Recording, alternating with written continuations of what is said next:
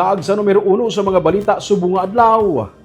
Ginpamatbatan nga guilty sang Office of the Ombudsman ang alkalde sang Moises Padilla kag duha pa ka mga department heads bangod sang kaso nga grave abuse of authority kag neglect of duty.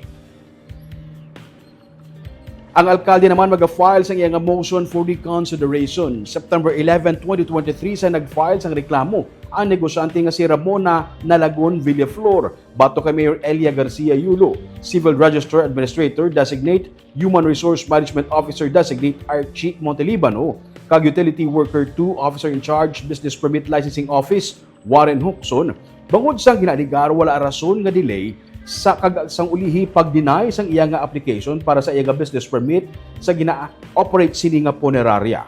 Sa desisyon sang Ombudsman, Enero 2023 nag-file sang application for business permit si Nalagon Villaflor. Lakip na ang pag-comply sini sa tanan nga mga requirements. June 2023 gindanay ang application o kunang pagkaligad sang 5 ka bulan. Sunod sa Ombudsman, sa Section 9B 1 sang RA 11032, ang tanan nga application nga nasubmit ang dapat maaktuhan sang assigned officer sa prescribed time. Gin-deny ang application bangod ang utod sang complainant nag-apply man sang business permit para sa amo nga negosyo ngayra man sa amo nga lokasyon. Ginsiling man sa mga respondent nga ang tagreklamo may kapaslawan sa pag-comply sa mga documentary requirements nga nasaad sa ordinansa. Pero ini nga bagay ang wala nila malakip sa ilang nga sulat sa complainant sa ilang nga pag-deny sa iyang business permit application. Sunod sa Ombudsman, ang denial sa application upon request para sa access sa government service ang dapat lubos nga ginapaatag sa sulat kag ang basihan sini. Ginpamatbatan sa Day Garcia Yulo, Montelibano kag Huxon nga guilty kag ginmaduan nga magbayad sang fine nga equivalent sa 6,000 ka bulan nga sweldo.